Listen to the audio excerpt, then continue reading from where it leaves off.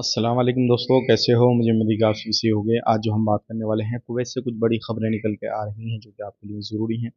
अगर आप लोग कुवैत के अंदर रहते हैं, किसी भी तरीके से कुवैत की खबरों से बाखबर रहना चाहते हैं, तो इस वीडियो को शुरू से लेकर आखिर तक देखते रहिए। इस वीडियो के अंदर मैं आपको काफ़ी ज़्यादा इंपॉर्टेंट जानकारी देने वाला हूँ और आप लोगों को बताने वाला हूँ कुवैत में अभी क्या चल रहा है, क्या नहीं चल रहा, उसके हवाले से भी हम बात करेंगे। गिरफ्तारी, चेकिंग और भी कुछ इंपॉर्टेंट जानकारियाँ हैं जो कि आपको जान लेना ज़रूरी है।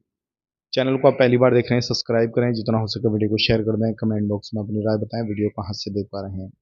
कुवैत के अंदर अगर आप नया वीज़ा लेना चाहते हैं, किसी बंदे को बुलाना चाहते हैं, तो सावधान हो जाएं, क्योंकि अभी एक गिरोह को जो है वो पकड़ा गया है और ये काफ़ी समय से कुवैत के अंदर बंदों को बुलाती थी ख़त्म वीज़ा पे या फिर अलग अलग तरीके की वीज़ा पे, और उनको बंदी बना के एक तरीके से उनको रिहाइश वगैरह का इंतज़ाम करके देती थी, और जहाँ पर कोई भी काम रहता था इनको काम करने के लिए भेजा जाता था। उसके बाद में मिनिस्ट्री को शक सुबह हुआ और उसके बाद में कुछ लोगों को पकड़ा गया, उनसे जानकारी ली गई और उसके बाद में इस जगह पे छापा मारा गया।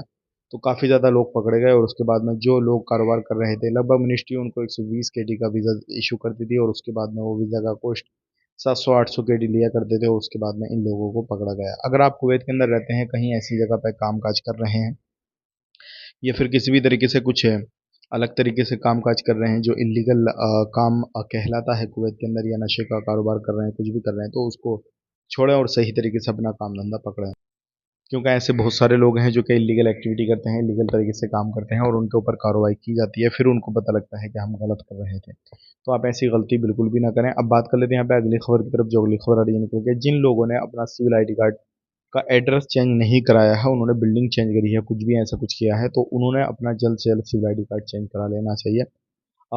एड्रेस उसको अपडेट करा लेना चाहिए, क्योंकि अगर आपने उसमें लापरवाही बरती या फिर लापरवाही करी तो आप पर 100 दिनार का डायरेक्टली फाइन लगेगा। तो इस चीज़ का खास करके ध्यान दीजिए और लापरवाही बिल्कुल ना करें। आज के लिए इतना ही। चैनल को सब्सक्राइब करें। आप अपना ख्याल रखें, बाय बाय।